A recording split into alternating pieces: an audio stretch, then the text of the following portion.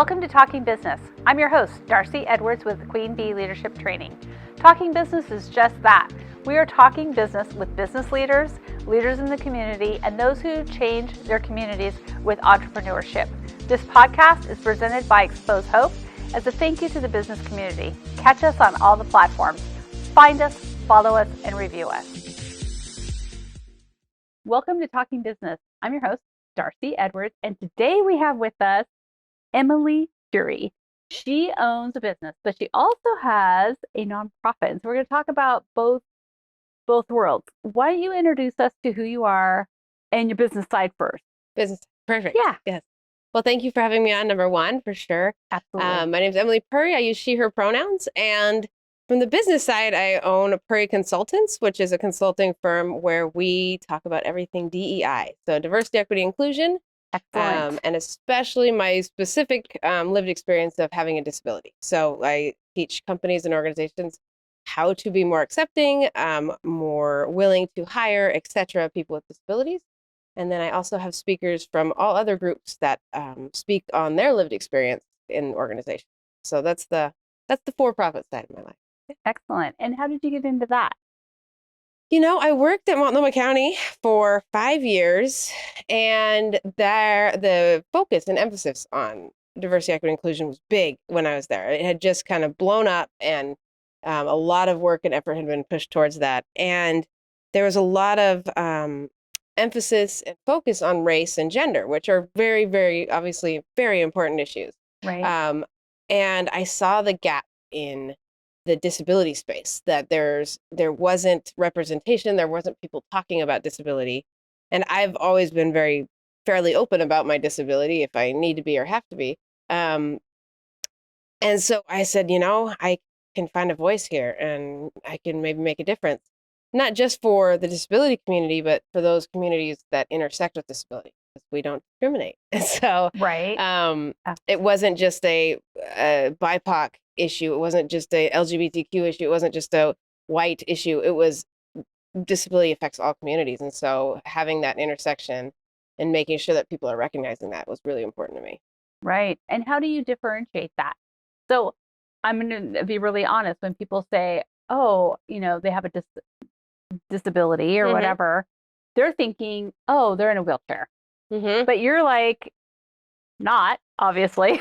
Not, and the pandemic has amplified this big time. Let's talk about that. 64% of people, when you say, does that person have a disability, think of the visible disabilities. Right. So wheelchairs, walkers.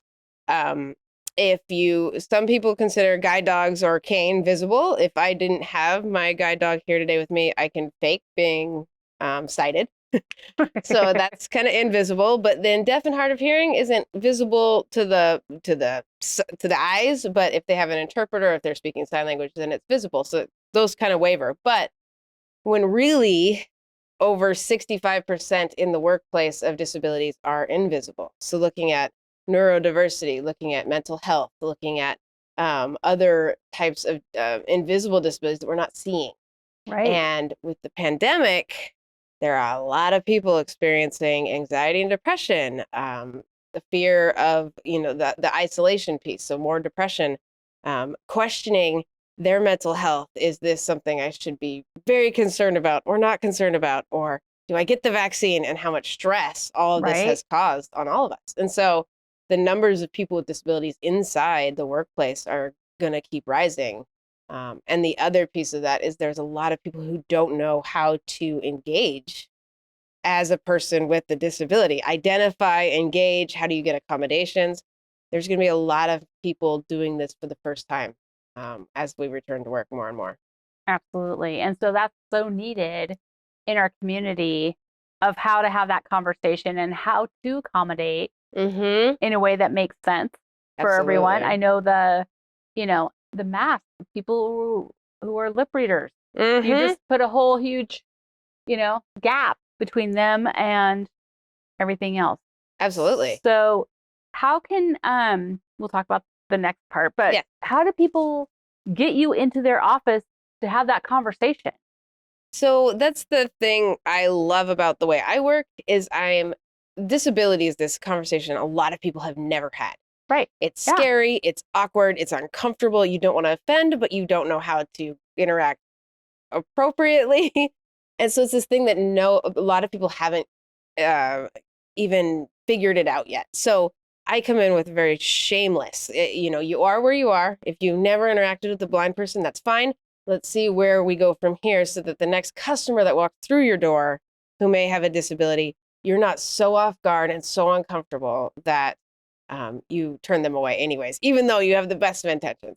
And so the shame-free approach. And so it can be anything from a lunch and learn. It can be a full-blown, I have a 2-part series in disability awareness, disability justice, 101 and 201, which really gives us the foundation. But then also the second session spends time looking at your workspace specifically and saying, okay, so if we wanted to be more inclusive to the disability community, what small changes and what big changes should we be making? And then we also we do just about everything, honestly. Physical space evaluations. Right now, people are reconsidering how cubicles are laid out. Right. Because we're trying to get further away from each other. And then that creates a problem of too small of cubicles, which then if you don't already have a staff that uses a wheelchair, then you're also possibly excluding ever hiring one because they can't fit in this cubicle, or you'll have to rearrange again, or et cetera, et cetera. So Correct. There's a lot of conversations around physical space right now. And then finally, digital space. Digital space is a big issue. I'm hoping that it comes down in the legislature, but that's very scary for businesses, small and large, requiring that all the digital spaces, apps, everything that we do is accessible. And I think what businesses don't know that I want everyone to know today is that you can't count on your web designer or developer to know what accessibility is. And eventually, if there's legislation on it, you as the business owner are going to be responsible, even though the web designer developer may have not done it, or the person before that, or the person before that. It depends on where that chain is. It's going to be coming down to the business owner being responsible for it. So right. I've heard of that. I've heard of that coming in. And so your company can help them navigate that and say, you know what, these are the changes you need to make to your website. So you don't have those people out there looking for that to sue you. Yeah, exactly. I can see that part of it. This is an easy moneymaker. Yeah. I can just go on your website. And people are doing it, unfortunately, and that's not the point. Right. I don't want people to think that but on the other half of it, I'm like, good, because you don't know how frustrating it is to be like, I need to go access this website and buy this product, and I can't access it. And there's no customer service with a voice anymore. A lot of people just do chats. Well, if the chats aren't accessible for the people with disabilities, I mean, it goes down this huge, in the end, you're just like, I'm not going to buy your product, even though I really need to. Right. Because you can't do it. And so as much as I don't like the people who are phishing, I'm glad there's some awareness being brought to it, but that's not the way to do it. Right. So I'm trying to do it on the preventative side. Correct. Absolutely. Well, and I don't think people know that they're turning away money. Exactly. No, they wouldn't do that knowingly. Well, there's 1.8 billion people with disabilities, and we have the spending power of 7 trillion with our friends, our families, and us. And so that is business being turned away. Yeah. And that's dumb. Right? Sorry. I'm a little more blunt about it. It's just one of those things that people, the stigma around disability is that we don't have money to spend. And that stigma needs to be crushed because we do have money to spend and our family members. So I say, I'm never going to that place ever again. Neither is my family. Right. Especially if I had a horrible experience. Or all your friends. Or my friends. I'll be like, don't go there. And they'll be like, okay, if they're jerks, I don't want to go there. Right. And so my influence on any of my people, as well as my money, is not going to be spent in those places. So, yeah. No, that's anywhere. Also, like most people have if they have a negative encounter, that's what they talk about. It's never about the positive necessarily, because that's like, oh, that was a great experience. I'm just going to move on with my day. But if it's negative, it's so ingrained in you that that's all you talk about. So it doesn't matter if you have a disability or not. That's human nature. Yeah. And so knowing that, do you do work with web designers to help them along with this? It's something I've really started thinking about and working with my tech people about is like, how do we create classes? How do we Yes. create this? Because I've even gone down, originally, I only targeted the business. And then they're like, okay, we'll talk to our web designers. I was like, okay, cool. And then I was like, oh my gosh, the web designers don't know what to do. So then I went back another step, and the schools Oh, yeah. for web designers aren't teaching them. So the buck kept getting passed back. So I'm like, oh my gosh, how far do I have to go back to try to figure out the root of this problem? Right. And so, yes, we definitely want to, I would say in the next year or two, get some web developer classes going where we're teaching them how to make these upgrades, especially with this legislation coming down. We've Yeah. got to help people make these changes without it being so burdensome. Right. Absolutely. So, yeah. So let's turn over to your nonprofit. Mhm. And can you explain what that does? Yes. So RAPID, it stands for Rehabilitation and Athletic Performance Intersecting Disability. A very long name. But we are a nonprofit supporting people with disabilities and veterans with disabilities to accept, embrace, and thrive in their lives. And so the big picture, the big vision of mine was, and it was back in 2010 is when I had this kind of vision, to build a facility. And so that's, we're hoping to 2023, 24, pending, of course, COVID, we're looking to build this facility where people can transition from able-bodied to disabled. Oh, wonderful. When Do you have the land and all that? No, we're in the front. Okay. We're looking in Oregon. We want to be in Oregon if possible, but we're looking for 17 to 23 acres. So it's not a small project. Okay. If you know me, I go big all the time. I'm a realtor. I come across acreage all the time. Okay, 17 to 23 is what we're looking for. Okay. And if you will, it's really looking at the all-inclusive rehabilitation facility, because currently what happens is you experience an injury. Mm-hmm. So we have a client that got into a cycling accident. In 5 seconds, her life changed from able-bodied to disabled, and she was paralyzed from the chest down. And so in that transition, you typically go to a hospital, of course, first, and typically a rehab facility that gets you doing as many basic functions as possible, or you have help at home to do those basic functions. And so that's great. But then they kind of kick you out there and say, good luck. These are all the things you might need. Right. These are all the services you need to access, and do everything you can to get it. Good luck to you. Yeah. Peace out. out. And so Oh, wow. Yeah. RAPID would be that transition point between hospital and home, where you'd come if you need voc rehab, job skills, if you need to change your career because you were no longer able to do what you were doing prior to your injury or accident. Physical therapy, occupational therapy, your counseling, your pain management, all these things that can severely change somebody's life if it's not managed correctly. Right. And that's a big piece. In 2009, I had an injury that combined with my vision disability, I was unable to walk far. I was on crutches and in and out of braces. I blew everything in my right knee. Oh, no. And chipped a piece out of my femur. And so I had 5 knee surgeries. And so for about 45 years, I was not the human I was before.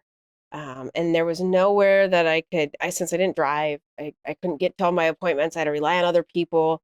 Take mass transit, crutching up the hill where I lived. I mean, like, it was awful. Right. I needed counseling, just another appointment I didn't want to go to. Right. Yeah.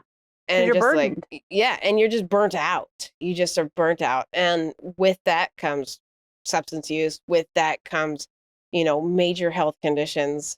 I went from like rock star athlete to just a pile of mush because I couldn't compete the way I used to. Right. Wasn't comfortable exercising the way I used to. It didn't feel like me, and I didn't want to do it. So RAPID would be an all-inclusive facility where we can help. The health outcomes is the big piece of it. If you look at the outcomes of people with disabilities, they're significantly worse than those without disabilities. And so I think we can really change that in those key transition periods of introducing new, different exercise, fitness, sport, depending on what level you're at, to really make a difference in that community. That's phenomenal. So in the meantime, we have a lot of programs that we're running before the facility, just trying to get people out and access to health and wellness services that are accessible. and partnering with local gyms and to become more accessible to people with disabilities and so stuff like that until we. How can we help you with that? Ooh. I always ask that question. I do have a lot of nonprofits on, or just in general, people. I'm like, hey, how can we help you? And absolutely, this goes out to business owners. So yeah, they have money. Yep. They probably don't know that they have money yet. They have money, or they're making money. Yeah, and they're working on it. Yep. Or they have influence, or they have how can we help you get that message out? Absolutely. I think the biggest thing right now is COVID has been interesting. Mm-hmm. So we just started the nonprofit in November of 2019. We got our official nonprofit status November 20th, which is super rad because it's my birthday as well as my daughter's birthday. Oh, wonderful. And now it's the Rapids' birthday. So we got a triple birthday on November 20th. But we started wanting to really engage our community in our retreats. So these are 3-day, 2-night retreats for people with disabilities and veterans with disabilities that are tailored to an experience they'd get similar to the facility. So we'd have accessible fitness, accessible yoga, accessible counseling, group counseling, all the things, as many activities as we can pack into a weekend as we can to provide it free for the participants. Well, obviously, because of COVID, we didn't get to do that. And so we've really been struggling to engage with our community in a safe way. Right. That is actually doing something that's in person. So we are, in December, we're launching our Rapid Wellness Program. And we would love access to our community here in the Hillsboro, Beaverton area. If you know anybody with a disability that would like to come out, and our wellness program is 2 hours. And so the first hour, it's all free. The first hour is fitness or physical movement, whatever that looks like for you. And then the second hour is a different wellness activity. So if it's a nutritionist coming to talk to us about nutrition, if it's a yoga instructor teaching a class, if it's a chiropractor doing treatment.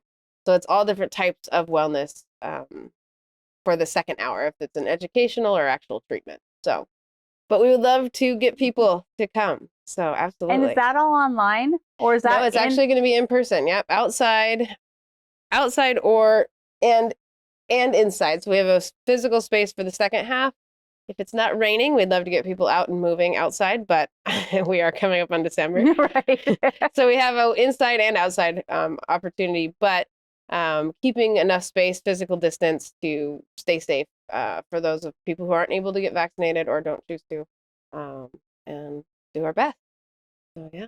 Do you have a website? We do. rapidoregon.org. So it's RAPID Oregon, like the state, OREGON.org.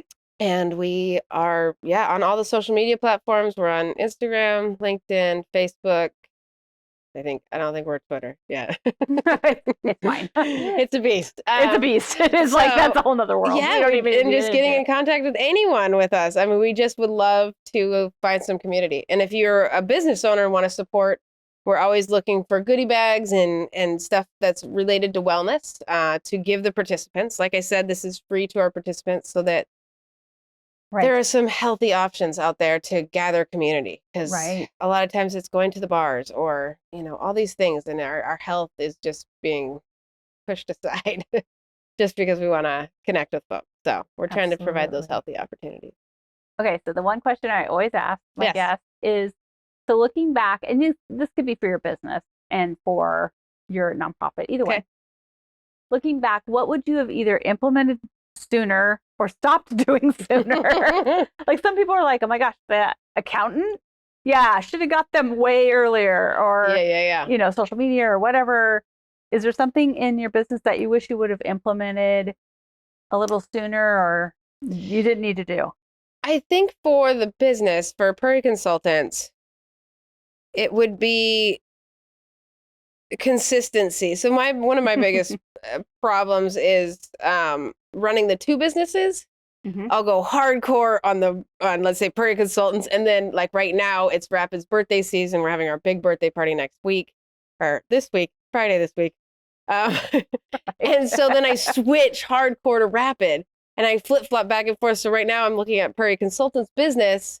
I'm like, oh man, I didn't set myself up for the end of the year for getting a paycheck Right. for the end of the year because I got so focused on Rapid. And so really finding those business opportunities and however your business runs, looking at those flow charts and being Right. like, okay, I need to hit hard advertising for the end of the year so that Purry consultants can just run out and do its thing, because every year in November, I'm going to be busy with Rapid. Right. And so having that kind of foresight of your year plan, I definitely didn't do that. I was just like, let's just go. And then initially I hit a lot of my clients that I could bring in and got those going. And then I was like, okay, cool. Now I can chill.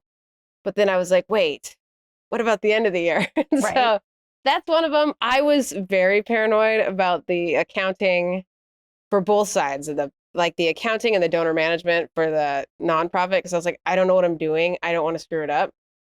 So I did all that work first, which some people are like, oh, I wish I would have. But I was very scared of the foundation. And I was like, if QuickBooks captures everything, at least it's all there. Right. I can figure out what to do with it, but it's all documented. So yeah. But let me think of anything else. No, I mean, I think one of the big things I hear is I just waited too long to start. And I definitely was like, nope, let's get a proposal template ready and let's just go and we'll make it up as we go. And that was probably something I did well, but I know a lot of people struggle with that. Right. Because they want everything perfect before they do anything. Nope. What do we call that?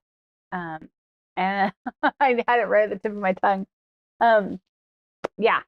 It's just they want it perfect. The perfectionism. We don't want perfect. Just get it done. Yeah. Done is better than perfect. I say that all the time. Done is better than perfect. Done is better than perfect. Sure. And analysis paralysis.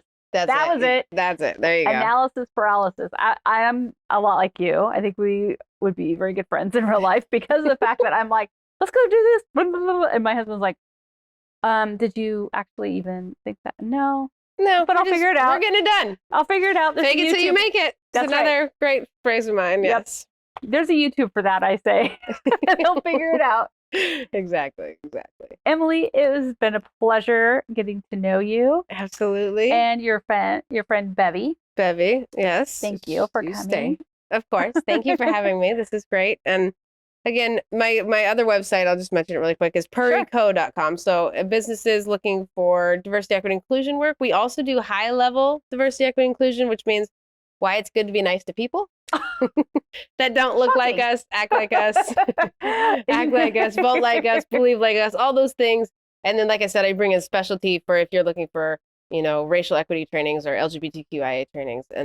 But the high level, we definitely do, and we can help you out with that. And that's at purryco.com. So it's PURRYCO.com. And we'd love to help you out with whatever you need. Excellent. Yeah. Thank you again. Of course. Thank you. And just be nice. Be nice. How's this hard?